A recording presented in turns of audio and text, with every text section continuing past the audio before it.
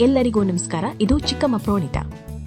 ಇಂದಿನ ಕಥೆಯ ಹೆಸರು ಒಂದು ಹೊಸ ಪ್ರಪಂಚ.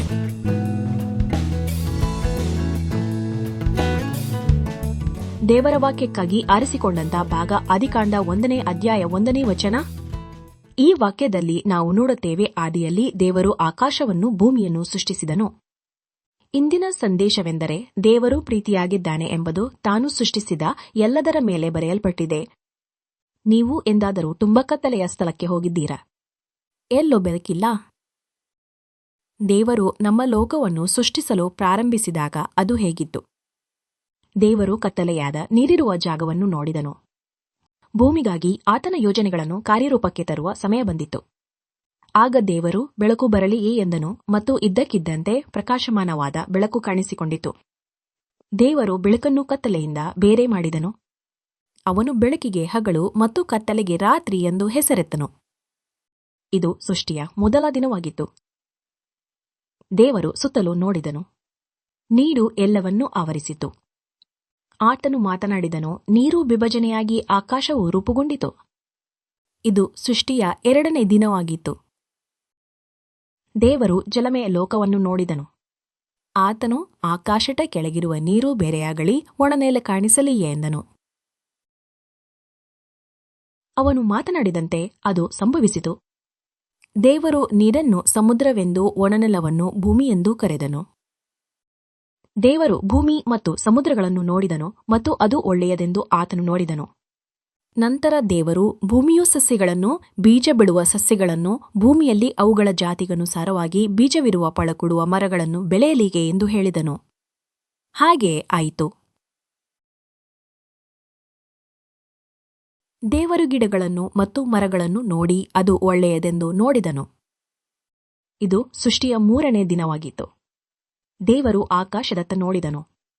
ಹಗಲು ಮತ್ತು ರಾತ್ರಿಯನ್ನು ಬೇರ್ಪಡಿಸಲು ಆಕಾಶದಲ್ಲಿ ಬೆಳಕುಗಳು ಇರಲಿಯೇ ಎಂದು ಅವರು ಹೇಳಿದರು. ಅವರು ಭೂಮಿಯನ್ನು ಬೆಳಗಿಸಿ ಋತುಗಳು, ದಿನಗಳು ಮತ್ತು ವರ್ಷಗಳನ್ನು ಗುರುತಿಸುತ್ತಾರೆ. ದೇವರು 2 ದೊಡ್ಡ ಬೆಳಕುಗಳನ್ನು ಉಂಟುಮಾಡಿದನು. ಹಗಲಿನಲ್ಲಿ ಬೆಳಕಳು ಸೂರ್ಯನು ಪ್ರಕಾಶಮಾನವಾದ ಬೆಳಕಾಗಿದ್ದನು. ರಾತ್ರಿಯಲ್ಲಿ ಬೆಳಕಳು ಚಂದ್ರನು ದುರ್ಬಲ ಬೆಳಕಾಗಿದ್ದನು. ದೇವರು ನಕ್ಷತ್ರಗಳನ್ನು ಸಹ ಸೃಷ್ಟಿಸಿದನು. ಅವನು ಸೂರ್ಯ, ಚಂದ್ರ ಮತ್ತು ನಕ್ಷತ್ರಗಳನ್ನು ನೋಡಿ ಅದು ಒಳ್ಳೆಯದೆಂದು ನೋಡಿದನು. ಇದು ಸೃಷ್ಟಿಯ 4ನೇ ದಿನವಾಗಿತ್ತು.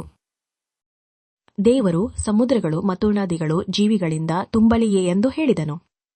ಪಕ್ಷಿಗಳು ತಮ್ಮ ಹಾಡುಗಳಿಂದ ಗಾಳಿಯನ್ನು ತುಂಬಲಿ. ದೇವರು ನೀರಿನಲ್ಲಿ ವಾಸಿಸುವ ಎಲ್ಲಾ ಜೀವಿಗಳನ್ನು ನೋಡಿದನು. ಅವನು ಪಕ್ಷಿಗಳನ್ನು ನೋಡುತ್ತಿದ್ದನು.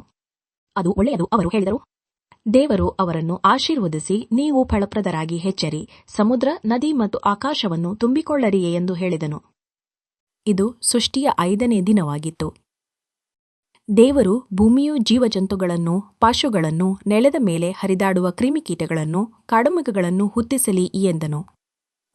ದೇವರು ಅವರನ್ನು ನೋಡಿ ಅವರು ಒಳ್ಳೆಯವರಾಗಿದ್ದಾರೆಂದು ಕಂಡನು. ನಂತರ ದೇವರು ನಮ್ಮ ಸ್ವರೂಪದಲ್ಲಿ ಜನರನ್ನು ಮಾಡೋಣ ಎಂದು ಹೇಳಿದನು. ಅವರು ಸಮುದ್ರದ ಮೀನುಗಳ ಮೇಲೆ, ಪಕ್ಷಿಗಳ ಮೇಲೆ, ಪಶುಗಳ ಮೇಲೆ, ನೆಲದ ಮೇಲೆ ಹರಿದಾಡುವ ಪ್ರಾಣಿಗಳ ಮೇಲೆ ಮತ್ತು ಎಲ್ಲಾ ಜೀವಿಗಳ ಮೇಲೆ ಆಳ್ವಿಕೆ ನಡೆಸುವರು. ದೇವರು ಪುರುಷ ಮತ್ತು ಮಹಿಳೆಯನ್ನು ಸೃಷ್ಟಿಸಿದನು. ದೇವರು ಅವರನ್ನು ಆಶೀರ್ವದಿಸಿ, ನೀವು ಅಭಿವೃದ್ಧಿಯಾಗಿ ಸಂಖ್ಯೆಯಲ್ಲಿ ಹೆಚ್ಚಾಗಿರಿಯೇ ಎಂದು ಹೇಳಿದನು. ಭೂಮಿಯನ್ನು ತುಂಬಿಸಿ ಅದರ ಮೇಲೆ ಆಳ್ವಿಕೆ ಮಾಡಿರಿ. ನಾನು ನಿಮಗೆ ಎಲ್ಲ ಬೀಜ ಬಿಡುವ ಸಸ್ಯಗಳನ್ನು ಮತ್ತು ಮರಗಳ ಹಣ್ಣುಗಳನ್ನು ಆಹಾರಕ್ಕಾಗಿ ನೀಡುತ್ತೇನೆ. ನಾನು ಪ್ರತಿಯೊಂದು ಜೀವಿಯನ್ನು, ಪ್ರತಿಯೊಂದು ಹಸಿರು ಸಸ್ಯವನ್ನು ಆಹಾರಕ್ಕಾಗಿ ಕೊಡುತ್ತೇನೆ.